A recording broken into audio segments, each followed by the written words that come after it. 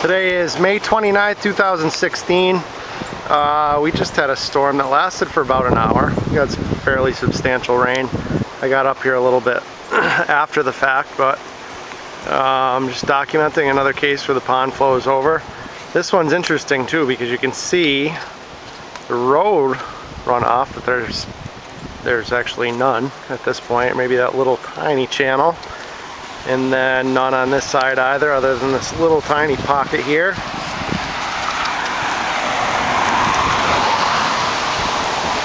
And you can see where the vast majority of the water is flowing from, or where it's all flowing from. And as we continue further, that is the amount of water that's coming from that pond, from the development. And this is the amount of water coming from the Holly House.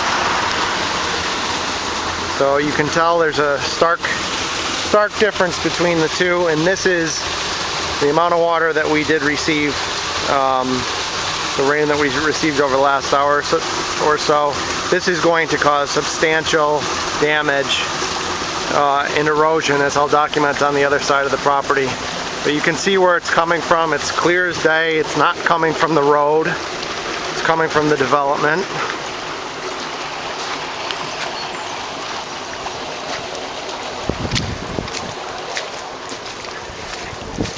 And I was not here a little while ago when the storm was at its worst, but the pond was quite a bit higher than it currently is apparently, and this is now just the tail end of it. So plenty to document. Apparently the storm started at about 2:30ish, and within approximately 15 minutes of it raining, this pond was full and overflowing into the road, and then across the street. So I'll go across the street now and document what is a result of this water coming from the development. Now this is immediately across the street. Both channels that were dug to kind of try to hold the water back, at least, no longer functioning. It's going right over the road, covered the road, and the water, it's very evident from across the street where that water is coming from with the documented evidence.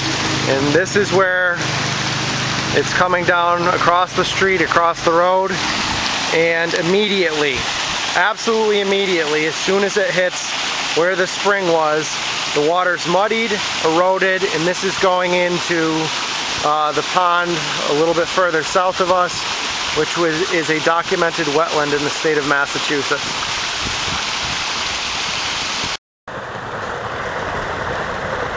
Now this is a little bit further down, but I want to show this whole bank here. It's tough to see, and I don't want to go too far in it, but all this is cut away at the you can see the color of the water, but it's all cut away at the edge of the bank here.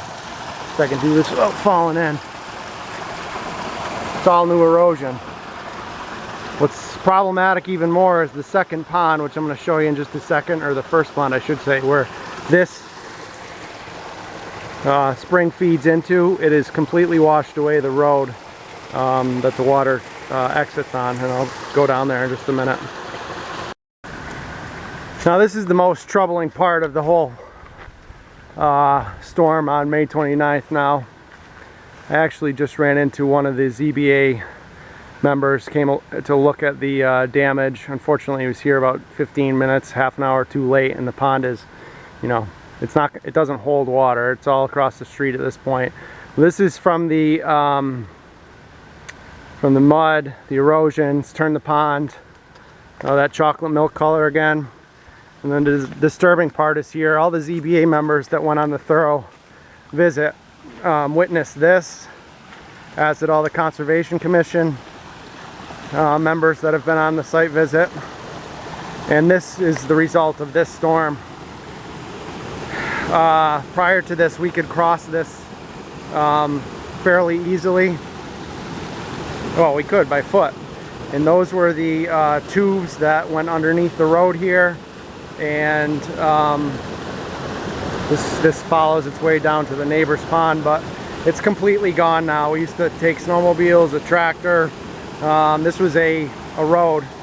And to give you a sense of how close this is coming to taking our pond out, we are probably within, it's no more than about 10 yards, probably 8 yards or so. So this is becoming quite dire, and this is all water that's the vast majority of it is coming from across the street, and this was a storm that lasted approximately 1 hour. And the only water that feeds this pond here is from a natural spring on the south side of the logging road that shows considerable erosion now as well. It's pretty troubling though.